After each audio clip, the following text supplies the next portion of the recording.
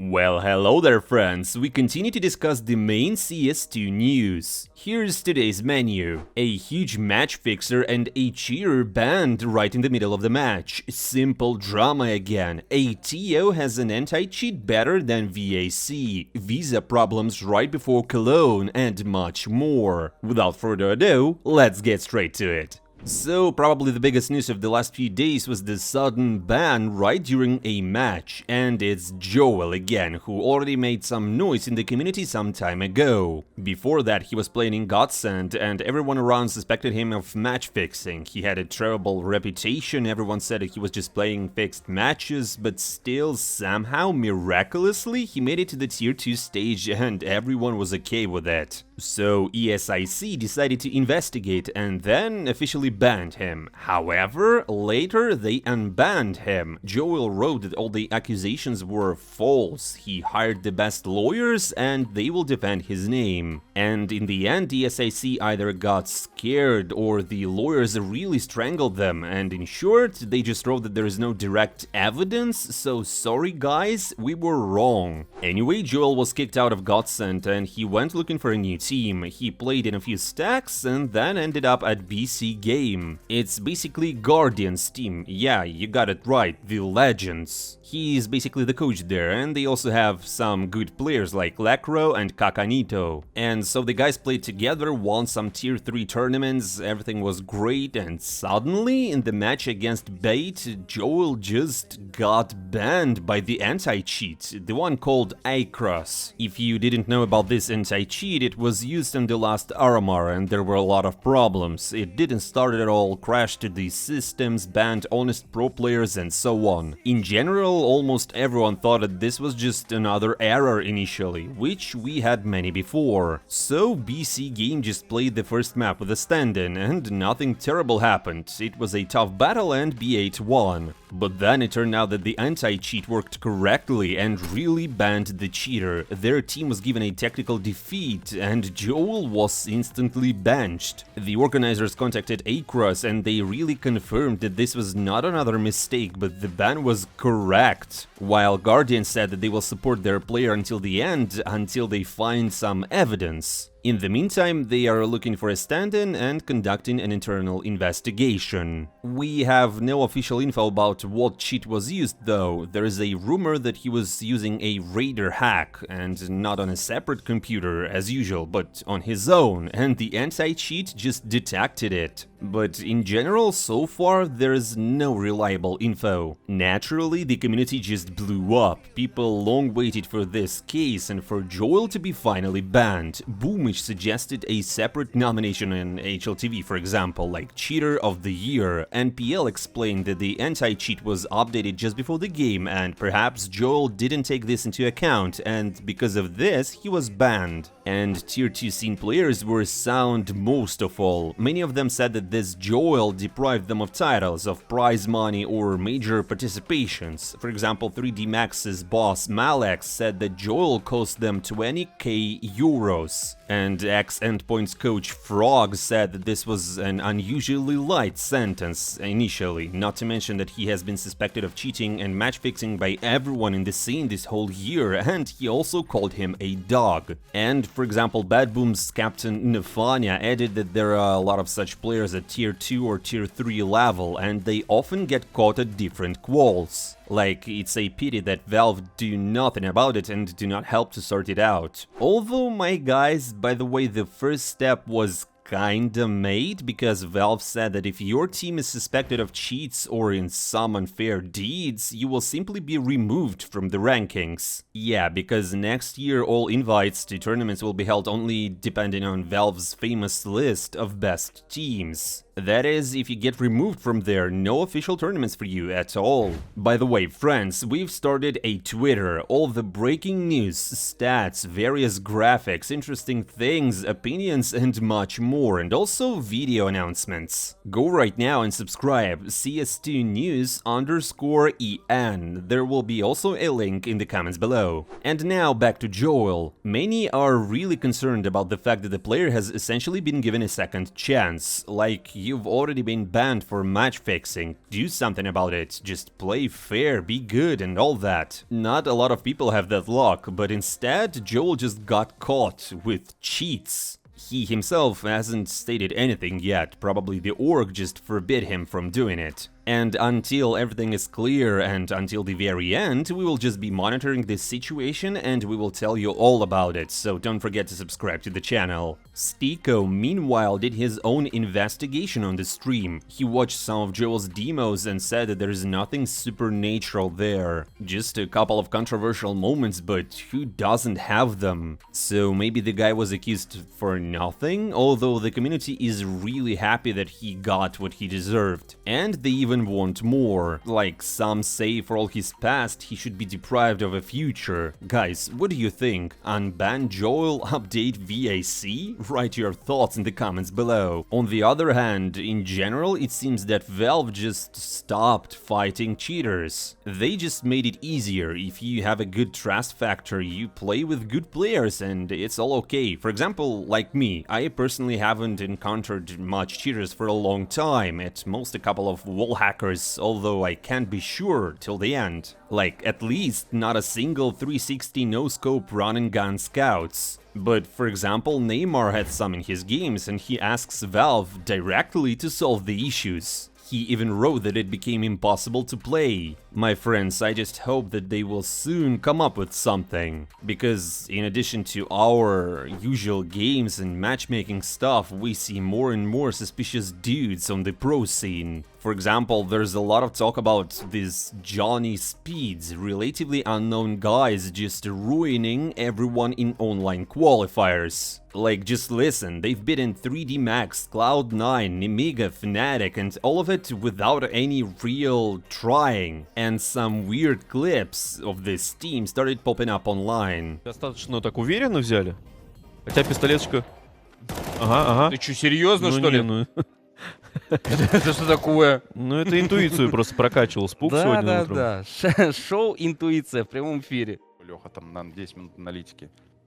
Ну, может, там своих там Спирит будут играть на официальной трансляции. Он придет там по полочкам. Такую команду. А что это за комбина? Подожди, Жёсткая. комбина в коврах? Что это за этот... Друг на дружке? Подожди, а можно посмотреть с лица Джонни Спидс, как они так... Это что такое было сейчас в коврах, вы видели? Против поджима комбина. Я первый раз Подожди, такое вижу.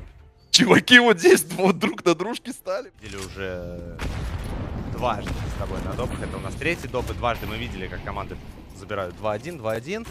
Если получится сделать 3-0 на половине. Посмотри, Спок просто прострелом. And the interesting thing here is that in the finals of the qualifiers for BB Dacha, they lost to 9 Pandas 0-2. But before that, they haven't lost a single map throughout the whole qualifiers. And now it turns out that 9 Pandas are going to Belgrade, but Johnny Speeds will not. And like, you might ask, what's the big deal? But, well, the fact that everyone predicted before the game that this would happen, for example, like if they come to LAN and shit themselves, there will be more talk about them and their raider hacks. It's honestly a typical story, you're kings online, and in reality turns out that without additional software you just can't play. Simple maths. And surely I'm not stating anything, I don't know if this is the case or not, but either way these guys are on the radar right now. And now to the second most discussed topic in the community, and as always it's the visa problems. As you know, Daxter didn't play at Blast, with Saw playing instead of him the whole tournament. And now it turned out that Abdul will not be able to come to Cologne as well, at least for the first matches. He will be replaced by Woro2K. I mean, it's an interesting replacement, of course, but we will see how it goes. Anyways, we're not here to talk about that. The community started to ask questions like, why do you sign Daxter in the first place if he just doesn't play tournaments with you? He wasn't there in Dallas, He wasn't there at Blast, he won't be in Cologne, but he's still playing on BB Dacha and Yala Compass and other online tournaments. Like, generally speaking, these are not the tournaments he was recruited for. For example, Bobsky and Yanko already suggested to look for his replacement. And Pimp is not happy with the situation either. But some defend Dexter, for example Cloud9's manager. He says that everyone has such problems. Overdrive as well has spoken out, and many others. Sized, for example, recalled a case when they didn't go to a major because of visas. And it seems that Heroic understand everything and they will not change anyone. Especially when other teams have difficulties with Cologne as well. For example, Bad Boom team didn't get visas and will miss one of the most important tournaments of the year. They will be replaced by 3D Max. It turns out BB team just skips 2 tournaments in a row, unfortunately, but what we can do.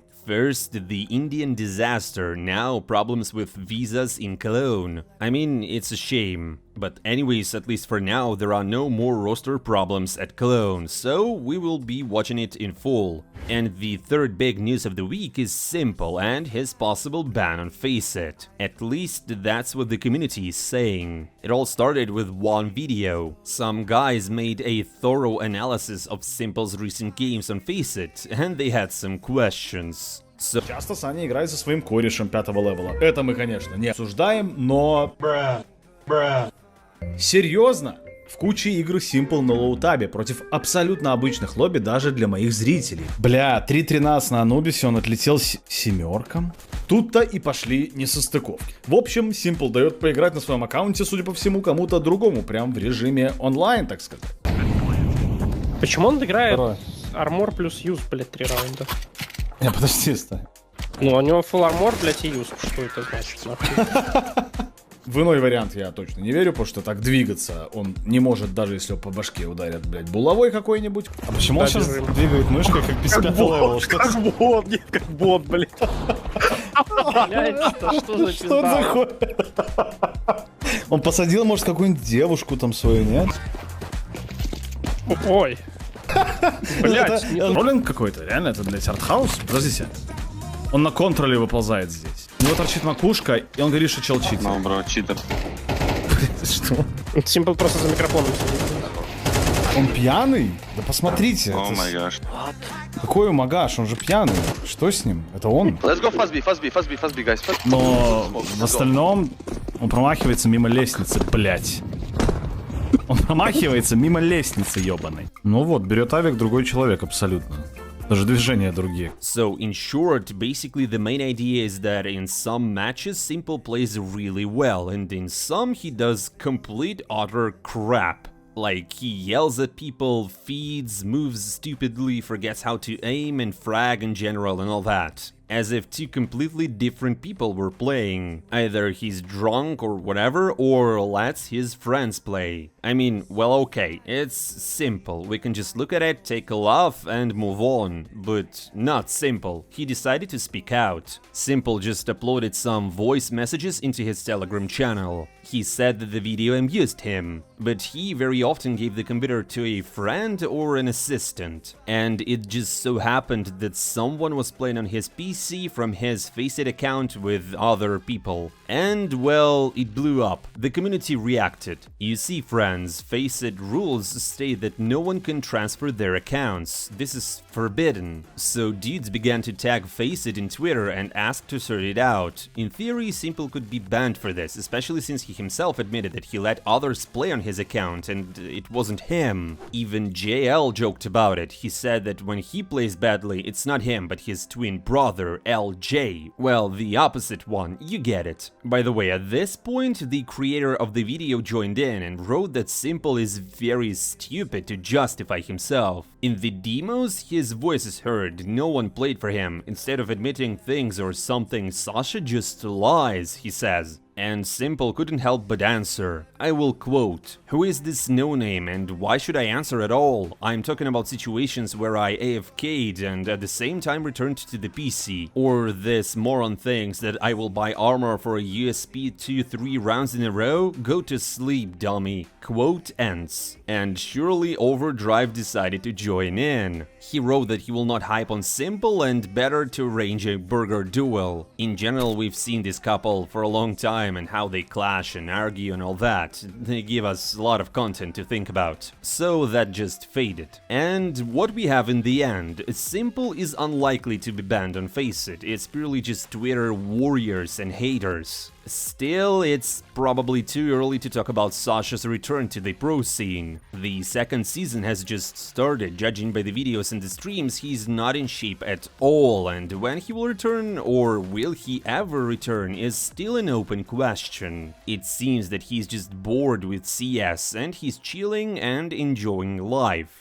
I mean, he has all the rights to do it. One of the best players in CSGO, if not the best. It's just a little sad that we will miss S1MPLE in the game. Also, we have a couple of quick things. First, rumors were confirmed and OG decided to go with the young Mouse NXT captain, Crizan. Here's how the roster looks now. Crizan, Captain Modo, Sniper, Fico, Keto and Nexius, and Lambert as a coach. And also, Crizan is a 17-year-old Danish player who replaced Thomas. And don't forget, dear friends, that IEM Cologne starts really soon, the legendary tournament with top teams. The first stage, play-in, starts with 16 teams, of which only 8 will make it to the group stage. Here we have both outsiders and some serious teams. Day 1 will have 2 decent confrontations, Eternal Fire versus Falcons and Furia versus Imperial. The rest of the matches are pretty mediocre and obvious. And as always, we have a lower bracket, so some will get a second chance. Among the interesting teams and stories, I want to highlight 3D Max. They've got there instead of BB Team. And I gotta be honest with you, they have been showing themselves pretty well in the playoffs of different Tier 2 tournaments for the last couple of months. I can say that the French have a good pace and can hurt top squads. Also, I advise you to watch the Mongols, as always, because they're just nice guys who play really fun CS. And here at Cologne, I don't think you should miss even the play-in matches, as there will be a real meat grinder for teams that have already started the season quite a while ago. And I think that's all. Thank you, friends, for watching. Don't forget to hit the like button, subscribe and comment. We really appreciate it. I'm not saying goodbye for a long time. See you soon.